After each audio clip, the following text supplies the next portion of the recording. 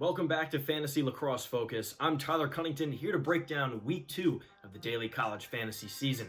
We'll recap the best performances and take a look at who's trending and who's not. Let's get right into it. First off, your top attackman from the week. Bernhard starting off number 1 with 39 points, a monstrous game versus Rutgers. Patrick Daly second with 34 points, a 5-goal outing for Villanova. Owen Hiltz, 34 points as well. He had a 4-goal, 1-assist game versus Stony Brook. Michael Sowers, 32 points versus Jacksonville, their second game of the week. Keegan Kahn with 30 points for Villanova again. And Connor DeSimone, 29 points in the Jays' big win over Penn State.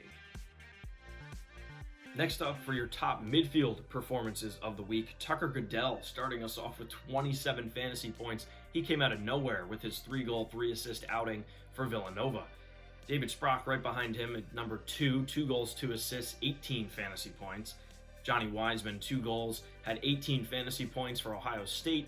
Will Perry, 2 goals, 2 assists, 18 points, a solid game for the midfielder at UNC. And Kyle Long, lastly, 17 fantasy points, showing that depth at the midfield for the Terrapins in their win over Rutgers. Now, there were several great face-off performances this weekend. However, the top 2, Justin Coppola, 91% for Villanova. Villanova just absolutely dominated St. John's, thanks in part to Coppola's effort. Upwards of 40 fantasy points thanks to his stat line from that game. Jake Naso in a far second place at 27 fantasy points, but not too shabby. Naso has turned to be the number 1 guy for Duke at the face-off unit. They've used a few guys throughout the season, but he started to stand out as of late. And now some guys who are trending in the right direction. First is Owen Hiltz. He's a guy that I mentioned last week, and he did not disappoint with his 34 fantasy points. Just watch the tape. He's proving to be a lethal shooter and sneaky feeding threat and a secure ball handler. And frankly, Syracuse's second best player. Second is Connor DeSimone. The Jays seem to have turned a new leaf after playing a full 60 minutes and firmly defeating Penn State. DeSimone was their guy to go to on offense, and the senior should keep that up as Hopkins tries to push forward in the Big Ten. Third is Keegan Kahn.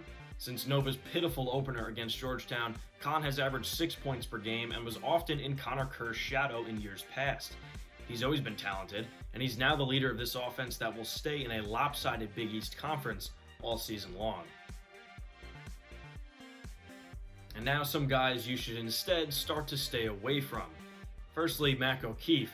Right now, O'Keefe has just 7 goals in 4 games, and the Nittany Lions lack any kind of initiation outside of TJ Malone to create space for the lefty. Penn State's offense, other than really Malone, is a mess right now, and we'll wait to see if O'Keefe's got it in him to turn things around himself. Next is Dox Aiken. Aiken's a former 2-time first-team All-American and a great talent you must put a poll on. Maybe teams have figured him out. Maybe he's struggling to find a role in the loaded offense. We don't know. But what we do know is Aiken has just 3 goals and an assist in 7 games for Virginia. And lastly, Charlie Bertrand, another Virginia guy.